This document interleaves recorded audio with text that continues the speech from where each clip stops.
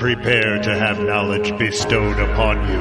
Here comes the #1 podcast for Dynasty Fantasy Football, half PPR 10 and 12 man leagues, the Fantasy Podfathers. Welcome to Fantasy Podfathers, the podcast dedicated to 10 and 12 man Dynasty leagues using half PPR as our scoring format. And as always, no kickers.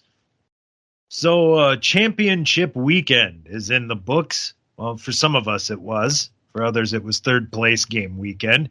How'd you turn out? Well, I know how it went in the nasty, but I'll let you tell. Yeah, I went 1-1.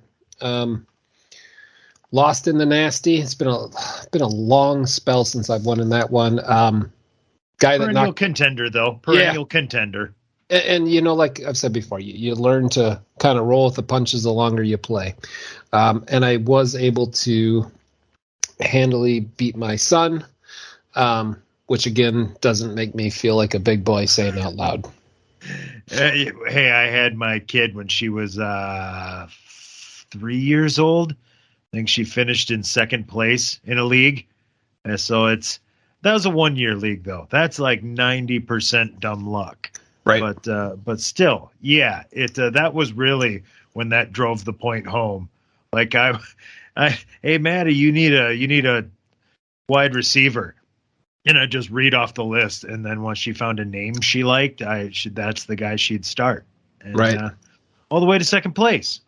That was the year that Unicorn Pants was the top wide receiver. Jamal Unicorn Pants, Junior.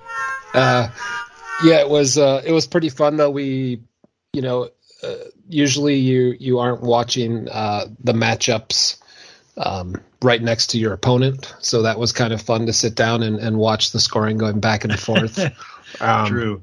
Or that was kind of a new perspective. And in the nasty, I put up an okay week. My opponent just put up one of those weeks where he would have beat anyone he played. And, hats off to him. So, yeah.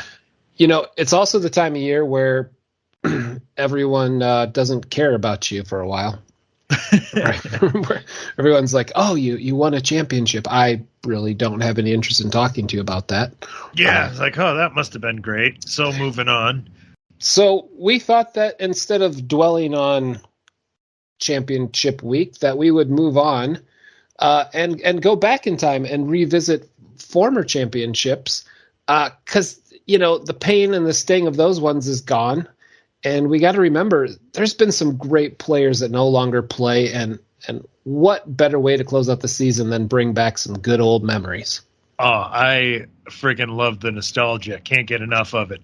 I'll drop another teaser. I've been looking over past drafts and trades in this particular dynasty, and the nostalgia I've been getting from these names. Oh, man, it hits the sweet spot. It really does. We're going to use the nasty. The Nasty, a 10-man half PPR dynasty featuring practice squad. Founded by Ron and Jonah in 2011, currently 11th season. As our kind of league to go back and review. And I'm sure in a lot of other leagues, same players were there. This league goes back to 2011 is when our first championship took place. In that matchup, you actually were in this game versus a team called Zealand Sleepers. And man, is this roster fun. I don't even think I took a rookie in that initial draft. I was building for now and down the road. Right? With a focus on now. I'm going to say names, and you're going to be like, why the hell would you have started him? You're like, oh, yeah. He was good in 2011. Right?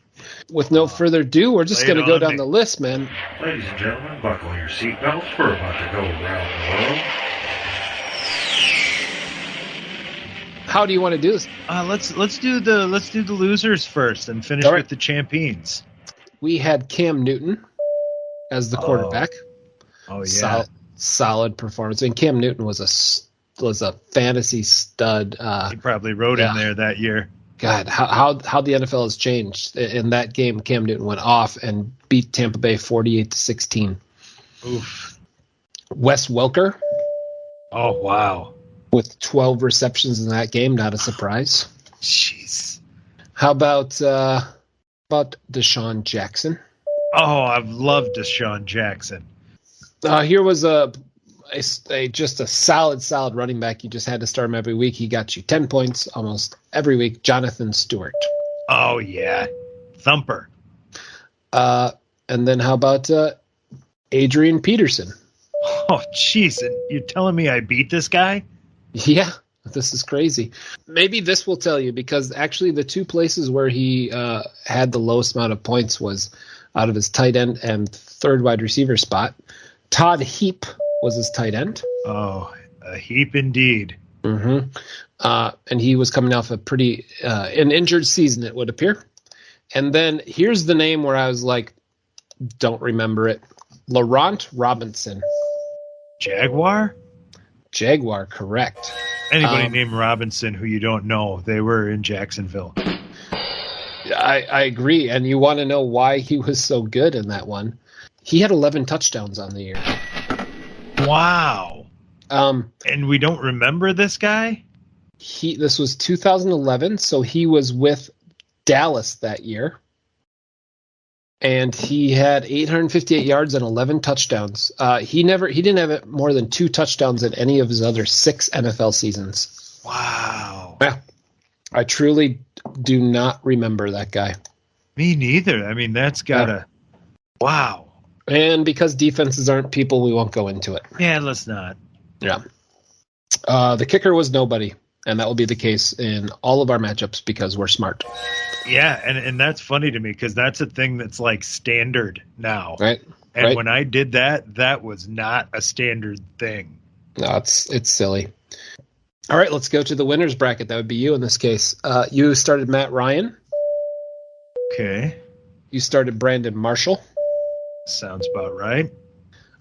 Every time I hear the name Brandon Marshall, it brings up 2 things. You were there for one of my most embarrassing fantasy moments when I drafted the wrong Broncos wide receiver. I drafted Ashley Lilly to go with Brandon Marshall, except I put on my jersey, walked up to the podium, and the person who I accidentally skipped in the picking process walked up to the podium and picked Ashley Lilly right in front of me. Yeah, just to be a total dick. Yeah. And I think there's actually video of this somewhere. Mm-hmm. Luckily, that didn't turn out to be a long-term thing. But when I think of Brandon Marshall as a Broncos fan, I think about when he went to Miami and somehow slipped on a McDonald's wrapper and punched through a TV. It sounds. We've all been there. Oh, we've all been there. There's like one person who's like, I believe it. His name's Antonio Brown.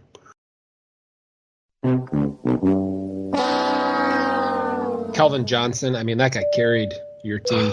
What a stud.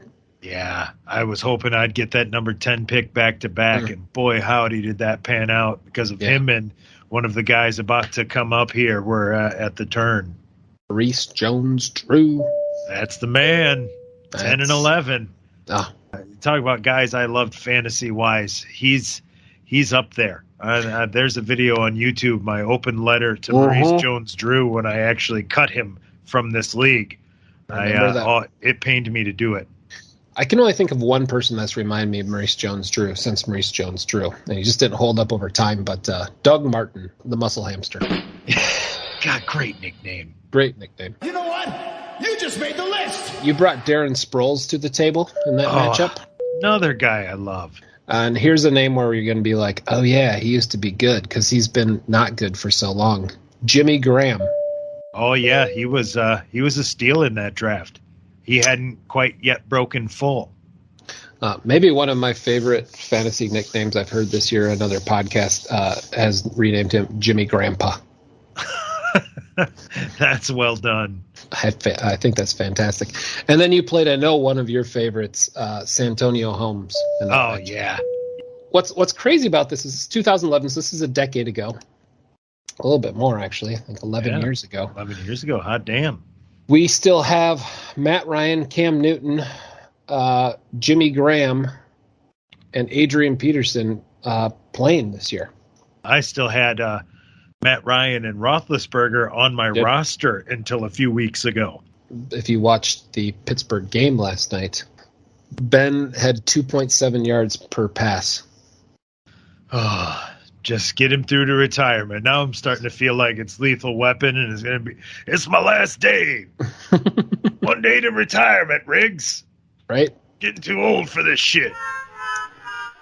We'll go on to the 2012 championship, which was a blowout, absolute blowout by a team, French Fried Taters versus a Sam Squanch. I look at these two rosters and I see guys that were supposed to be so good for so long that were so short-lived, but they lined up well this year. At the loser bracket, Tom Brady. That's Julio Jones.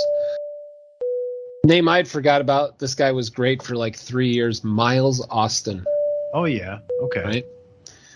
And then the running backs in this matchup are like, they were going to be so good for so long. And then Aryan Foster. Oh, yeah. Classic. Stud that year, man. I'm looking at it. He had 2 games where he scored less than 15 points that year. Wow. 2 games. That's crazy. He was so good that year. Consistency. Yeah. And then Lashon Moreno. Remember Lashon? Of course I do. Yeah. Like Denver had used the first round pick on him. He was supposed to be the answer. Just the next in a line of 1,000-yard Denver running backs they were just going to plug in. Yeah. He ultimately stopped that trend. Honestly. That's what makes him more notable. Mm-hmm. Greg Olsen was tight end. And then another guy, Victor Cruz. Yeah, he had a good window there where he was putting up some numbers. Yeah, he salsa danced his way right into a starting lineup. Unfortunately, what Victor Cruz did for fantasy football is he ruined the way I looked at the preseason for a few years, whereas like Victor Cruz had one game where he scored 3 touchdowns in the preseason, and then he was awesome all year. I was like, okay, now those guys who do really good in preseason, they can turn into studs. Yep, they're legit. It just means it's just going to extrapolate out. Not true. Not true. And the winner, he beat him by almost 60 points that year. Wow. He had Drew Brees in his prime. Oof. He had A.J. Green, which he still has on his roster, which is funny because I traded him for A.J. Green in the future and then traded him back. Yeah. Right? So. I got a little confused when I was going over the league trade history. Right. Wait a minute. Oh, yeah, I remember this. You're going to see that maybe if with a few players with us for that. Marquise Colston. Yeah, I think this was near the end of Colston. Mm-hmm. The backfield, as I was talking about, C.J. Spiller. Oh, wow. Right? I mean, you were going to be set for a long time if you had C.J. Spiller. Oh, yeah, he was like a faster Westbrook. Yeah. And then, of course, Trent Richardson. Wow. Just that's a name, right? Trent Richardson is one of those cautionary tales. That's the exact phrase I was going to use. Yeah. We've talked about drafts in the past, but like those number 2 running backs, the Darius Geises, the Trent Richardsons, the Monty Balls of the world. Yeah. Man, there's some names out there that you're like, well, they got drafted so high and the team's going to use them as their starting running back. And I would dare to say that Sizzling hot takes. Saquon Barkley might be headed in the Trent Richardson direction right now. That's a reasonable take right there. And one I would be inclined to throw some chips on. I would say here that, I would like to re-nickname him. I don't know if this is out there, but I would like to refer to him now as Saquon Barely. And this, moving on with the matchup, we had Vernon Davis at tight end and Captain Consistency, Eric Decker at wide receiver. Yeah, what about 975 yards, 8 touchdowns? Yeah, he was always just so. Yeah, actually, that year he had 1,013. Oh, see, wow, I lowballed him. Yeah, that was I believe that might have been the Manning years. Yeah. There was a chunk of time there where if you were on the Broncos, you were a startable player. Less of those players still on rosters. Breeze is retired. Green's still on a roster. Brady's still on a roster, and Julio Jones is still on a roster. That's it. Wow. So 2013, who do we got lining up in the championship? The championship there is me. This is my last win versus the guy who beat me this week, Sofa. You guys always battle for it. We do.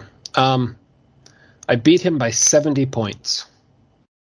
It's the best lineup I've ever put out there. And it looks like I was dealing with, see, there's a name. I started this guy, and I don't recognize his name. So he started Tony Romo.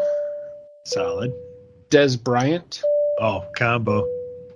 Keenan Allen, who he still has. Stud. Jamal Charles. Oh, yeah. Nice.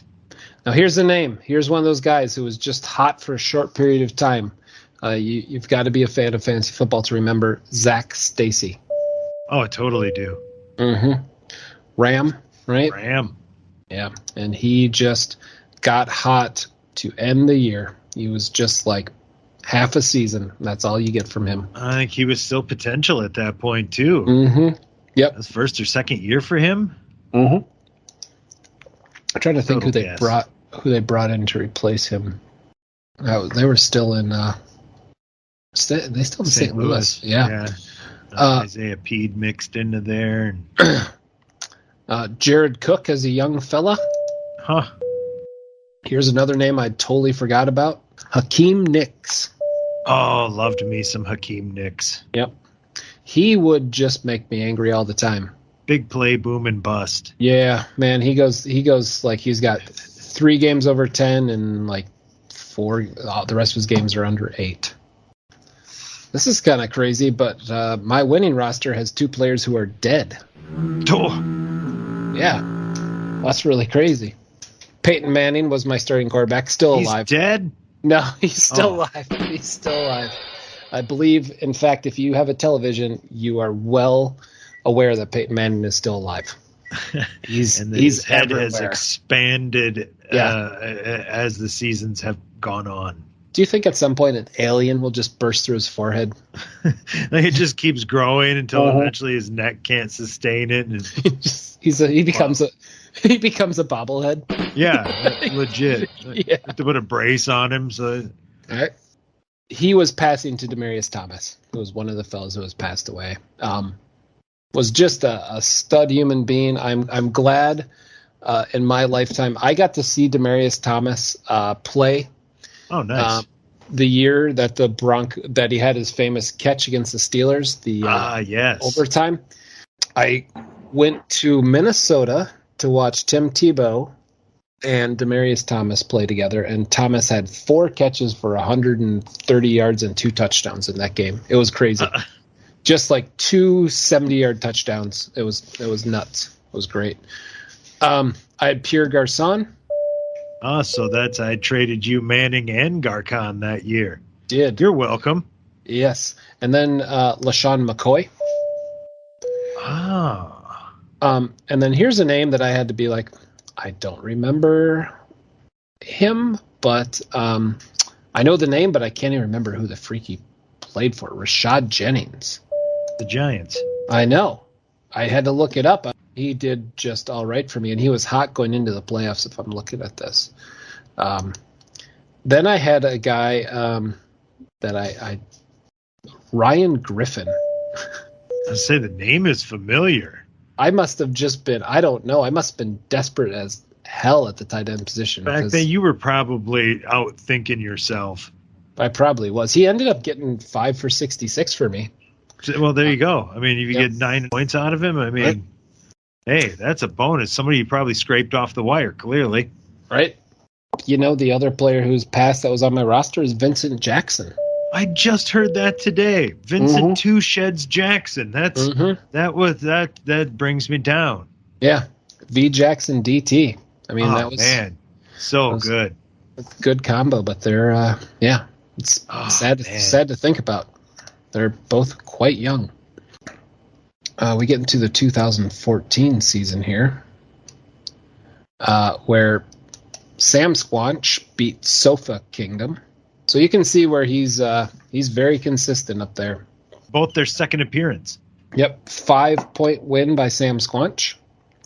Be interesting because Sofa Kingdom was there 2 years in a row, but if I'm looking at this, I believe he only has 3 of the same players. I was going to say I want to see that turnover. All right. So Tony Romo, still there. He brought in Jeremy Maclin. Okay. Then he still had Des Bryant.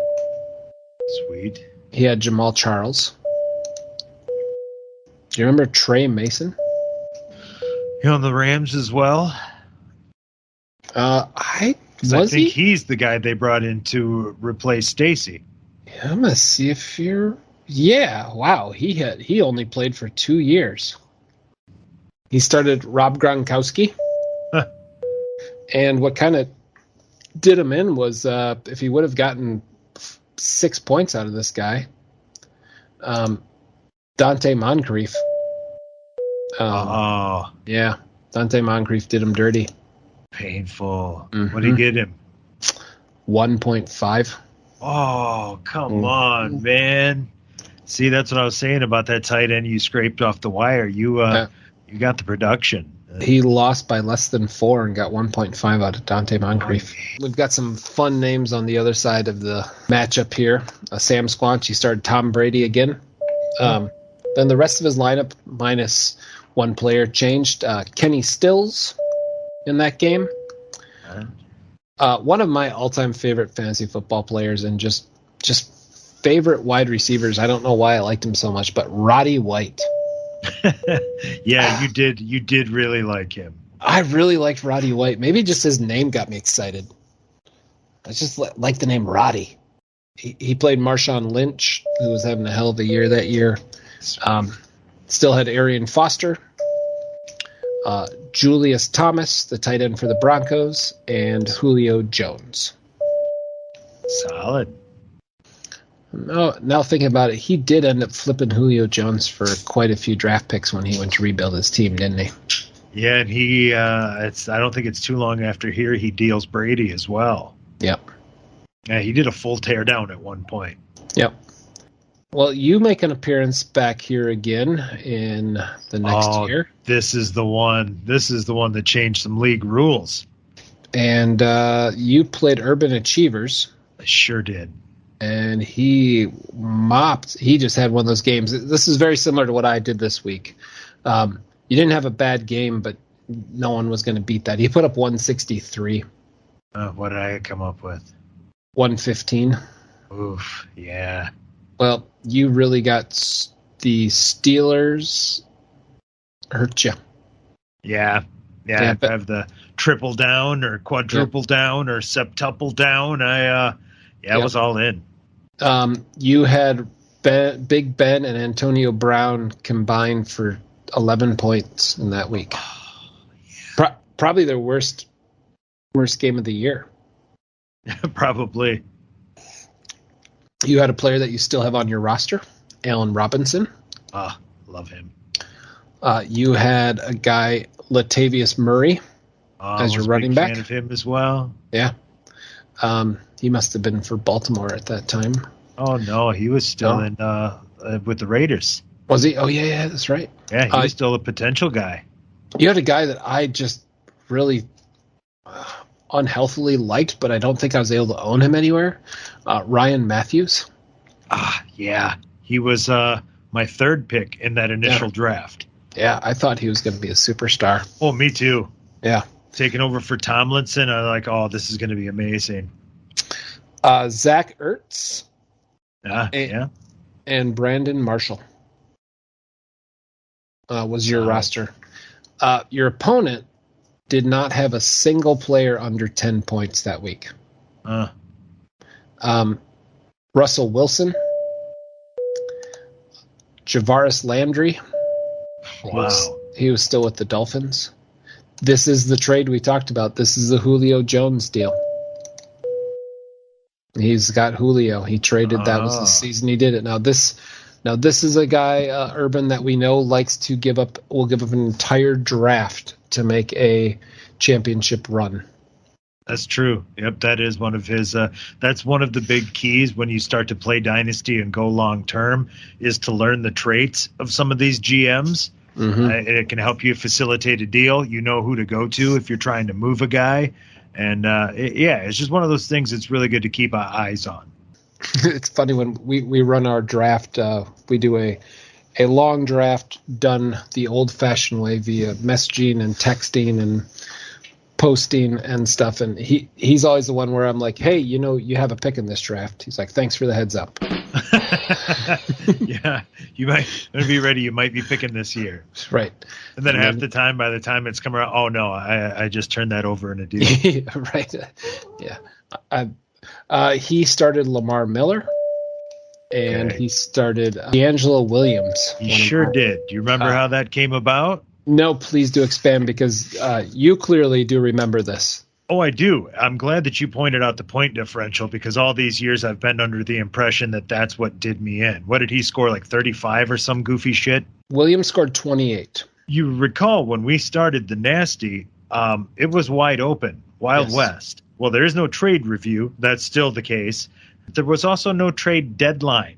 Mm-hmm. So as Urban Achievers and I came into the final week, we were both offered a shot at paying up for Deangelo Williams, which I declined. And as you pointed out, if there's a GM in our dynasty that goes all in for the deal to seal the deal, he did just that, made a trade, ponied up, and got his guy. And wow, I thought that was the difference in the game, but apparently it was a little further out of reach than I thought, which makes me feel much better. Julio Jones had a huge game, but the next guy on this list is really the guy who went off. He had 30 points out of the tight end position, and that's Jordan Reed in his prime. That's hard to overcome. Yeah, he had a couple of those games like that where it was beast mode. Yeah, he played Detroit. And surprisingly, 6-7 years ago, Detroit was actually bad. No. Yeah. Oh, this must have been during that down span of the last 60 years. I think it's ever since all the Wild Lions moved into Michigan, it's been a problem. Right. I mean, talk about one of those spot-on mascots. That's it. Detroit famous for its Lions. Always. Blue Lions. Yeah. Kamar Aiken was his final wide receiver. I don't even know him. Me either. I want to. My like gut. A saint. My gut tells me he was. This is 2000. My gut tells me he was a ram, a Raven. But I want to. I gotta see the. Yes, he was. He was a Raven that year. Yep. He had 944 yards and 127 targets. Good Lord. Wow. Flacco, I'm assuming? Yeah. It's got to be.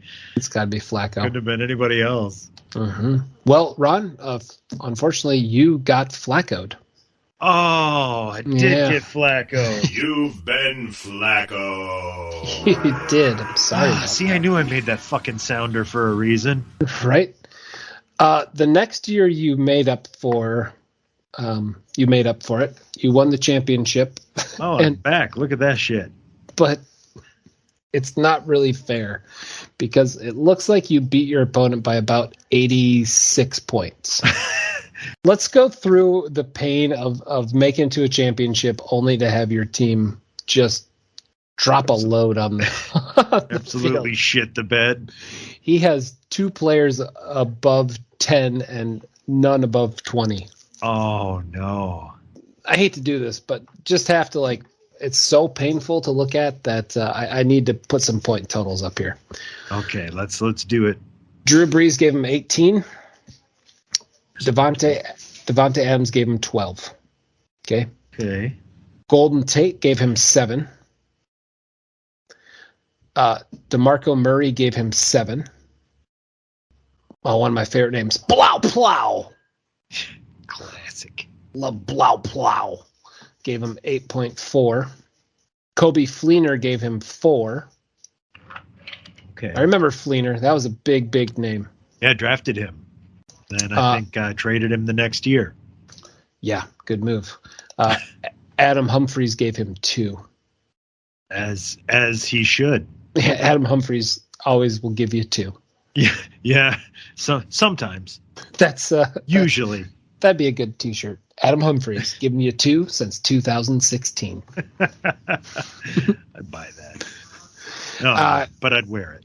You started Yeah, there's a trade in here that happened. I remember sending this guy to you in a big deal. You started Roethlisberger. Of course. You started Robinson. Of course. You started Antonio Brown. I did. Got him in that 3-way deal. You started Bell. I did. And of course, you had the three Bs there for a while, and it was crushing it for you. Le'Veon Bell. I traded you Lashon McCoy in a deal. Another 3-way deal. You got Jimmy Graham. You had him earlier in this segment, and then you still had Brandon Marshall. Yeah, so that's a really good mix of drafted players and traded players. Yeah. You put up 142 that week. It's a good week for you. That's pretty good. Yeah. Your opponent put up 58. Oh, man. Yeah. At least there you don't say, well, did I leave some points on the bench? The following year, Zealand Sleepers played you. I mean, you have a lot of appearances here. Holy Jesus, do I? Wow. I guess the Evil Empire. That is a fitting name. We were there. You were battling. So you lost this one. You lost by 24 points. Okay. You started Big Ben. Of course. Adam Thielen. Yes. Wire pickup. Well, you didn't have Brown in this lineup. I wonder if he was hurt. That would have had to been it. Right. The only way would have kept him out. So you have Martavius Bryant. Oh. I think that's Martavius. Yeah, you had Martavis. Sorry, not Martavius. Yeah, don't give him an extra vowel. He hasn't earned it. Well, he doesn't even have the money to buy a vowel anymore, I believe. Well, yeah. Don't give him an extra one. Yeah. He'll just pawn it. He'll just skulking around the Wheel of Fortune saying, hey, man, what can I get for an eye? Let it go cheap. You had Lashon McCoy and Bell as your starting running back. You had Zach Ertz and Latavius Murray. So I'm assuming you were dealing with some injury going into that game. That's a good mix of drafted players and wire pickups. Yep. The guy going against you, Zealand Sleepers. He had Cam Newton, Michael Thomas, Mike Wallace. Oh, wow. Was Mike Wallace a Raven as well? I think he'd have to be by this point. Yep. Yeah. Remember, there was a time when Ravens wide receivers were playable, huh? No, that's a myth. Well, I hate to say it, but you got Flacco'd again. Son of a bitch. You've been Flacco. That's your Achilles. That's your Achilles. It is. It's Trot Joe Flacco out there. Can't wait till he leaves the league. I won't be stopped. What really won it for him, though, is he had Todd Gurley, and Gurley scored 48 freaking points in that game. Yeah. God. Leonard Fournette when he was still with Jacksonville. Uncle Lenny. Travis Kelce. Right? Yeah. And then, surprisingly, Mike Davis. Wow, a young Mike Davis. I don't know. Has Mike Davis ever been young? No, he was 30 in elementary school. That's 17. So we're getting up there. We've only got a few left here. We got 2018 season we're in now. And again, we see. Oh, this is my favorite. This is my favorite championship game I've ever watched. Oh man, this was such a good one. You'll never see a more painful loss in fantasy football than this matchup. I'm excited. I don't remember this. Also, one of the worst years for fantasy football. The first and second place team were 6-7 versus 6-7. Oh, wow. The final score was 98.83 to 98.69. Okay, the losing team started Case Keenum for the Denver Broncos. Well, that just tells you right there. Well, actually, Case Keenum outscored his opponent's quarterback by 14 points that week. Of course, because fantasy football. Right. His opponent's quarterback was Phillip Rivers, who scored 2 points. And snap. Case Keenum scored 15.3 points. Respectable 15.3 points. But keep that keep Case Keenum's name in mind, because I'll tell you what happened, and I remember watching this and being like, I can't believe that just happened. I always keep Case Keenum's name in mind. The losers side, Sam Squanch started Case Keenum, Tyler Lockett, DJ Moore, Ezekiel Elliott, Delvin Cook, wow, Cameron Brate, and Robbie Anderson. Now, solid lineup. Surprisingly, if you look, you just played him last week, a third-place team, and he would have played Tyler Lockett, DJ Moore, Ezekiel Elliott, and Delvin Cook against you still. Right. So we're getting pretty close to where some of these guys are. You can see their team is still the nostalgia factor's gone. Yep. Let's go to the winning team, and then I'll tell you this painful scenario that happened. The winning team had Phillip Rivers, who just sucked, Keenan Allen, who respectively sucked as well, DeAndre Hopkins, Joe Mixon, Nick Chubb. Now I can tell you, I just played Sofa Kingdom in the championship, and he still has Keenan Allen, Joe Mixon. Most of those guys, yeah. He started a guy who got hot this time of year. I remember it well. Jalen Samuels, if you remember him for Pittsburgh, he got hot. He was just catching a ridiculous amount of passes. They were throwing everything to him out of the backfield. And then Damian Williams. Man, what team was Damian Williams with at the time? Kansas City. Oh. That's what always threw me off, because Damian got replaced by Darrell as the right, backup. and now there's I don't know which Williams I even have over there in Kansas City. The game that I'm talking about here is Case Keenum ended the week with this kind of stat line: 202 passing yards, 2 passing touchdowns, and 2 interceptions. Okay, I do remember that this was the last game. This was like a Sunday night game. I believe he had to play him because his starting quarterback was Carson Wentz, and Carson Wentz tore his ACL, if you remember that. Oh. Right. So he had to start Case Keenum, and the Broncos were playing the Bengals, and why not? With like 2 minutes left in the game, the Broncos needed to get a first down to be able to take a knee. And Sam Squanch was winning 101.69 to 98.83. Case Keenum's last pass of the game was an interception on 3rd and 6 to seal the game, and he lost by 0.14 points. Oh, I remember that margin. Remember that it's the last. It was the last play of the playoff championship game, and Case Keenum, Broncos had the lead. And he threw a pick to lose the game and to ruin a championship. The most painful loss I've ever seen. I remember that margin, and that is still painful hearing it back now.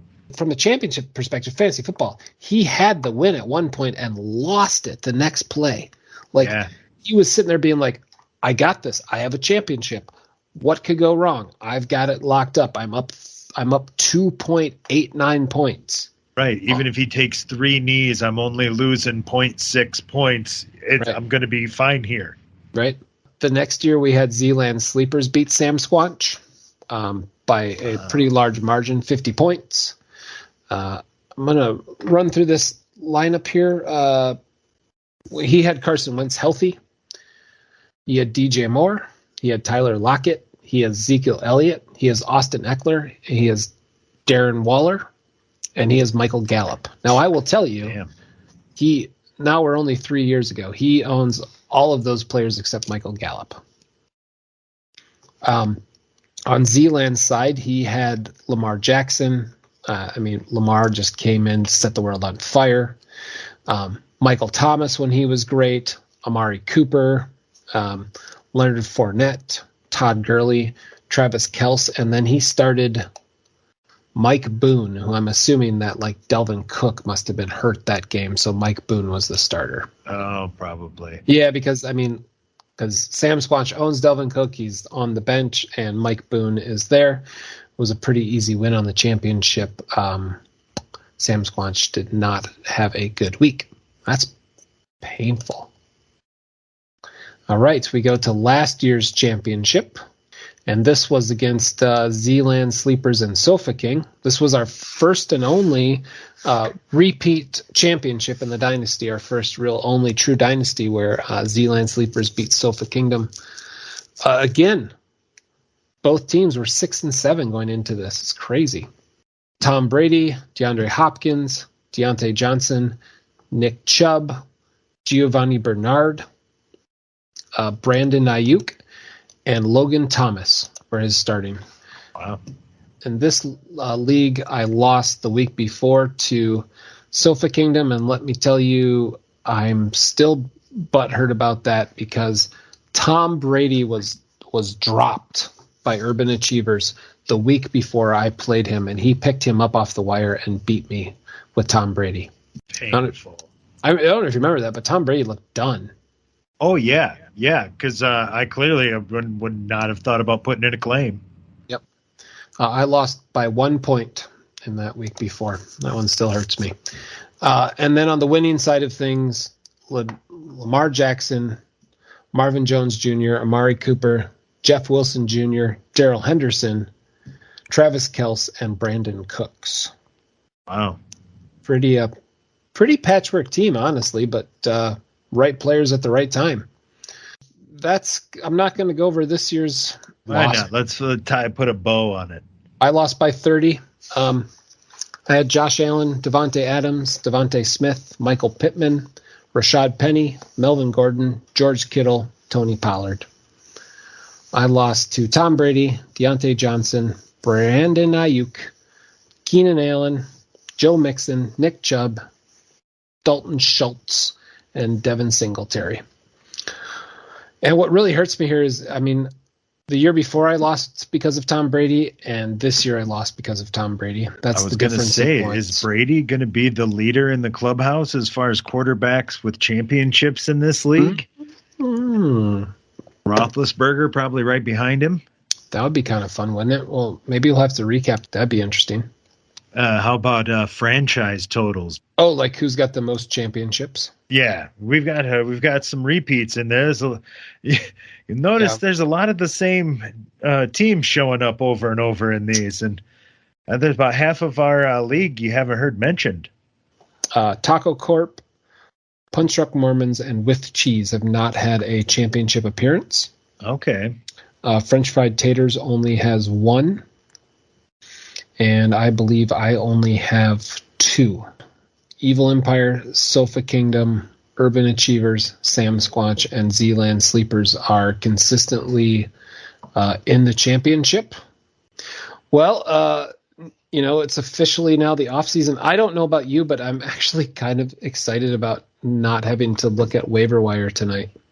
Just take I don't know. I'm losing. I don't have a thing to fill that compulsive checking my phone void now. So I, out of instinct today, went to check the Roto World, and it's still Roto World to me. You can try to change it to NBC Sports Edge, everyone, but it's Roto World to me.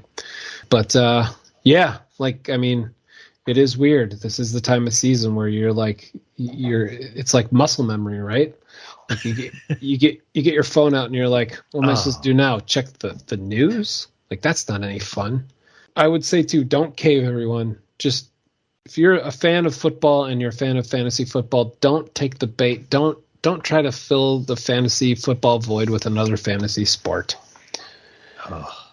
Don't do it, Ron. Don't get pulled into a fantasy baseball league this year. I'm in two. Oh, but they're dynasties, so I don't have to worry about drafting in the whole freaking mess. Oh, you're gonna lose a game because you don't put in a closer on a Thursday afternoon. I set my baseball leagues up. The regular season ends the first week of August. Week 1 of football, baseball is over. But then I'm in another league where the guy didn't do that. It's like, sorry, I don't care if I am in the championship. Right. Now that football's here, I don't give a shit. See, that's where I would be if the XFL had a fantasy football. They used to. I know. I do it. I had one.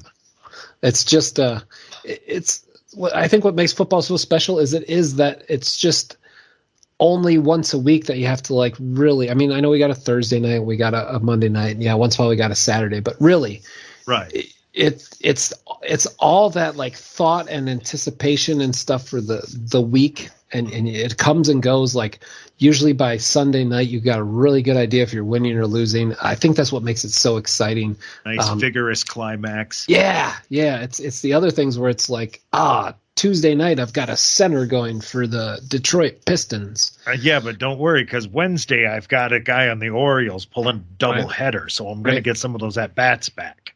There's nothing that made me more angry than being like, oh, yeah, it's Sunday. They don't play catchers. Right. I have to keep a backup fucking catcher for Sunday when they give this guy the day off.